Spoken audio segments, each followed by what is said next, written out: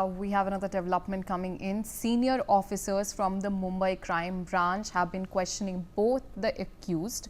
The third one is still absconding and at large. Mumbai police has said that the accused were paid in advance.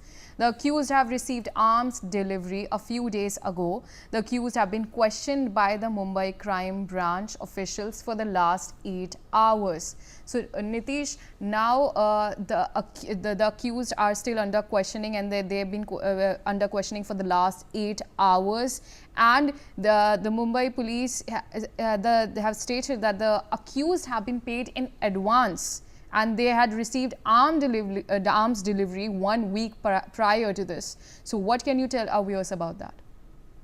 जी बिल्कुल, देखिए जिस तरह से बीते 8 घंटे से पूछताछ चल रही है, पूछताछ में 3-4 चीजों की जो है अब तक खुलासे हुए हैं कि 20-25 दिन से रैकी की जा रही थी उस जगह की जहां पर इस वारदात को अंजाम दिया गया है। पुलिस सूत्रों के मुताबिक उस जगह की लोग तकरीबन 1 महीने से रैकी कर रहे थे और उसके बाद जो वारदात को इन्होंने अंजाम दिया है किसी आपसी रंजिश के चलते नहीं दिया गया है। इन्हें ऑर्डर्स मिले थे, इन्होंने सुपारी किलिंग का जो मामला बीते रात से बताया जा रहा था उसी तरह का एंगल जो निकल के सामने आया है। इन लोगों को एडवांस में जो है पैसे दिए गए थे, कितने पैसे दिए गए थे इस बार इसकी कोई जानकारी नहीं है, लेकिन ये भी जल्द से जल्द साफ हो जाएगा। और एडवांस में पैसे दिए गए थे और हथियार भी जो है इन्हें मुहैया कराए गए थे, हथियार भी जो है वो खुद ये लेकर नहीं पहुंचे थे। तो ऐसे में ये जो है की डिटेल्स अब तक सामने निकल कर आए हैं और इनके साथ साथ मुंबई पुलिस तीसरा जो आरोपी है उसे पकड़ने के लिए, उसे जल्द से जल्द गिरफ्तार करने के लिए जुटी हुई है। हो सकता है जो तीसरा आरोपी हो किसी तरह उसका लिंक जो